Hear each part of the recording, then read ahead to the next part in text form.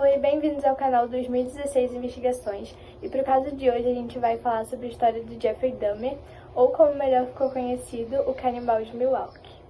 Jeffrey Lionel Dahmer foi um norte-americano nascido na cidade de Milwaukee, nos Estados Unidos, no dia 21 de maio de 1960.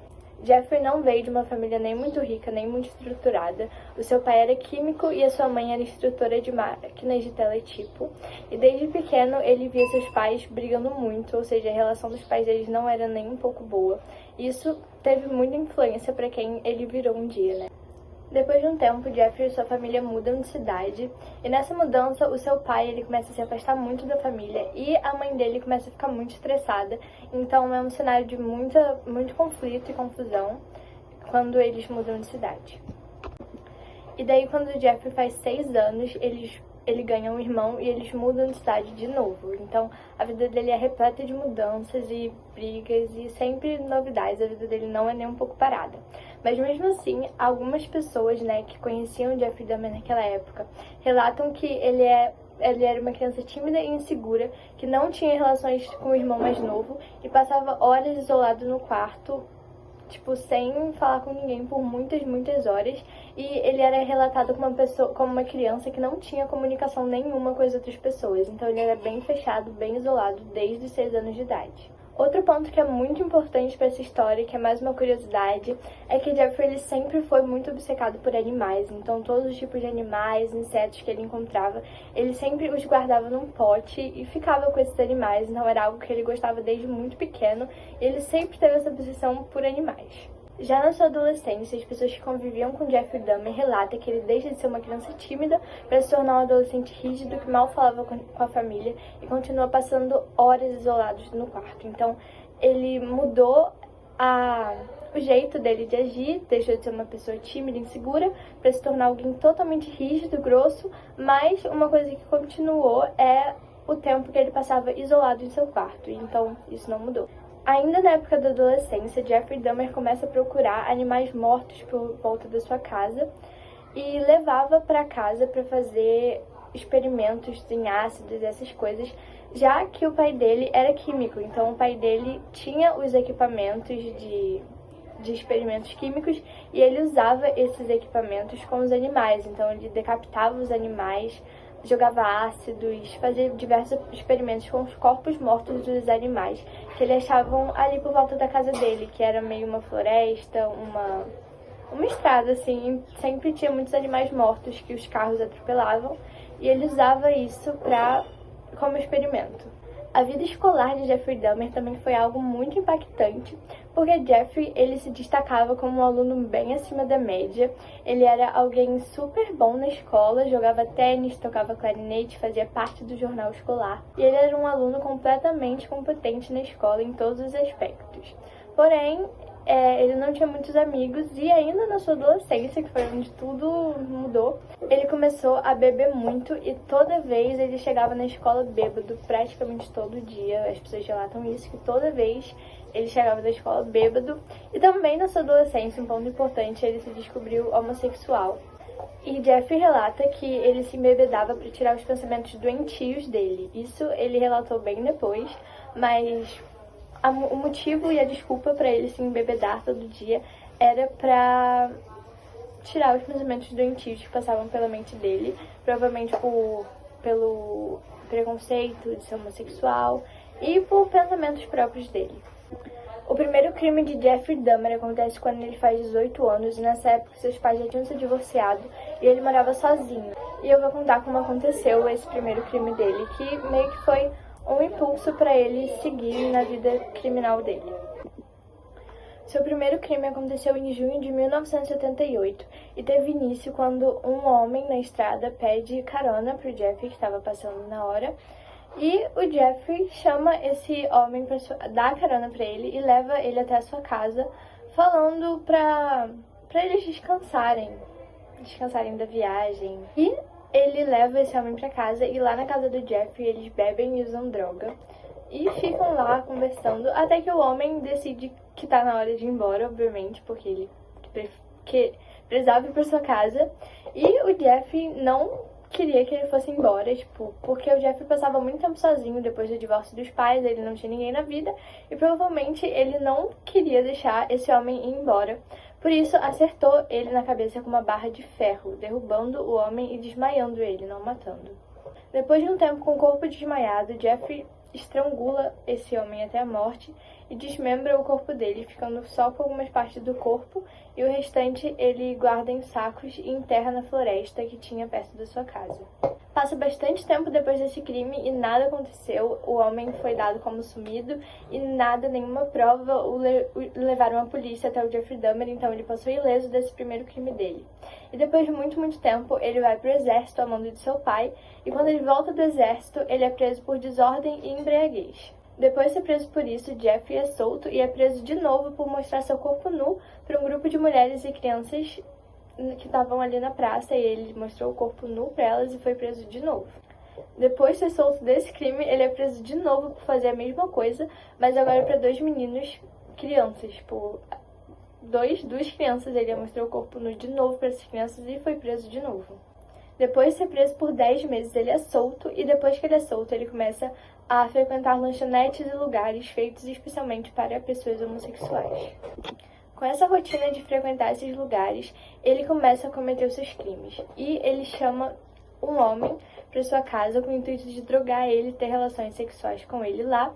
Porém, eles se embeberam muito, ficam drogados, e Jeffrey relata que quando ele acorda, ele vê o homem morto do lado dele, com um esmagamento no peito, e Jeffrey jura não se lembrar de nada desse dia, ele jura não se lembrar de ter feito esse crime, ele jura não se lembrar de nada porque ele estava muito bêbado, muito drogado. E mesmo ele tendo essa intenção de drogar o cara e ter relações com ele, ele diz não se lembrar de nada, porque ele passou do ponto da bebida e não se lembra de nada. Para se livrar desse cenário, ele coloca o corpo do homem dentro de uma mala e leva esse corpo para casa da avó dele, e lá ele desmembra o corpo e coloca em sacos algumas partes e se livra do resto. Porém, dessa vez ele fica com a cabeça do homem, preservando ela em alguma solução química. Isso não parou, Jeffrey continuava fazendo a mesma coisa, ele sempre encontrava pessoas no bar, homens, chamava para sua casa, drogava, e ele chamava para casa dele falando que ia tirar fotos dos caras, então ele meio que se apresentava como um fotógrafo, assim, chegava, oferecia fotos para esses caras, os caras iam para casa dele, ele drogava, matava e desmembrava o corpo, sempre ficando com algumas partes do seu corpo. Ele também praticava necrofilia com a maioria dos corpos e sempre preservava alguma parte do corpo em sacos para ficar guardado. Numa dessas vezes, uma vítima consegue fugir e Jeffrey é preso por molestar e drogar uma criança de 13 anos de idade. E depois que ele é solto, ele continua fazendo suas vítimas e fazendo a mesma coisa com os corpos dessas pessoas. E depois ele começou a comer algumas partes dos corpos dessas pessoas, e popularmente ele ficou conhecido como que ele comia corações. Não se sabe exatamente qual parte ele comia, mas ficou popularmente conhecido que ele comia corações. Então, a gente vê esses relatos em músicas falando disso, falando sobre Jeffrey, comedor de corações especificamente. Por essa parte conter alguns gatilhos, eu vou tentar resumir de uma maneira que fique leve para se ouvir, porque não é algo leve, mas eu vou tentar relatar de uma parte bem leve para vocês. Então, Jeffrey, ele tinha uma solidão muito grande, então ele tem a ideia de manter uma vítima viva, ele não queria matar essa vítima, porém fazer que essa vítima ficasse inconsciente o tempo todo, a pessoa ficasse acordada, porém inconsciente, como se fosse um zumbi. E ele decide fazer isso com um menino de apenas 14 anos. Ele droga esse menino e leva para casa dele, e depois o Jeffrey Dahmer precisa sair de casa para resolver algum negócio. Quando o menino que está sozinho na casa dele acorda, ele vê que está completamente nu, com o corpo ensanguentado. E ele, desorientado, consegue fugir da casa do Jeffrey Dahmer e conseguir ajuda. Ele vai pro portão do prédio do Jeffrey Dahmer e lá 3 mulheres encontram ele, e como vê que o menino está totalmente desnorteado, elas chamam a ambulância e a polícia. Porém, Jeffrey Dahmer volta e vê a confusão toda ali na frente da casa dele. Ele consegue convencer os policiais que esse menino, na verdade, era o namorado dele, que depois de uma briga ele ficou bêbado, desorientado, e conseguiu convencer os policiais a deixarem ele levar o menino de volta para casa dele, falando que cuidaria dele, porque ele era só o seu namorado. E a polícia simplesmente negligencia esse caso, tipo, deixa o Jeffrey Dahmer levar o menino de volta, sem ao menos procurar saber o que realmente aconteceu. E Jeffrey Dahmer leva esse menino de volta para casa e lá ele mata o menino. Como a polícia não deu a mínima pro caso do menino, o Jeffrey continua fazendo suas vítimas. Uma de suas vítimas consegue fugir e leva 2 policiais para a casa do Jeffrey Dahmer. Os policiais entram na casa e veem uma gaveta cheia de fotos dos corpos desmembrados das vítimas do Jeffrey Dahmer. Então, esse cara que ia ser a vítima dele consegue fugir, leva os policiais entram para investigar a casa e acham uma gaveta cheia de fotos dos corpos dessas pessoas que o Jeffrey Dahmer tirava fotos dos corpos.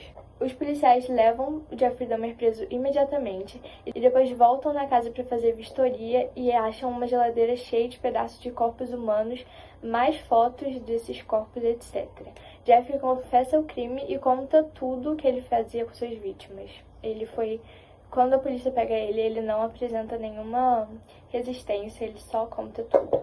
Depois de passar por muitos psiquiatras e julgamentos, Jeffrey foi sentenciado a 15 prisões perpétuas consecutivas e lá, na cadeia, ele foi morto por outro presidiário.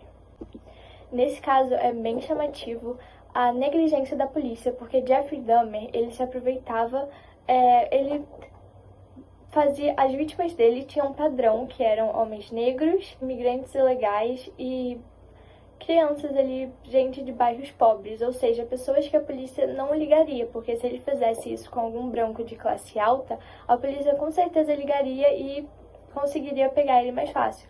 Então Jeffrey usa essa estratégia de fazer as suas vítimas pessoas que não eram vistas socialmente, ou seja, ele fazia as suas vítimas com pessoas que ele sabia que a polícia não ia ligar. Então, como aconteceu com o menino, que obviamente a polícia deveria procurar saber o que aconteceu com o menino que estava nu ensanguentado, porém, como era um menino que não era importante socialmente, a polícia não dá a mínima e por isso ele conseguiu fazer tantas vítimas, porque ele saiu ileso de todas elas por falta de uma polícia que realmente se importava com todos igualmente.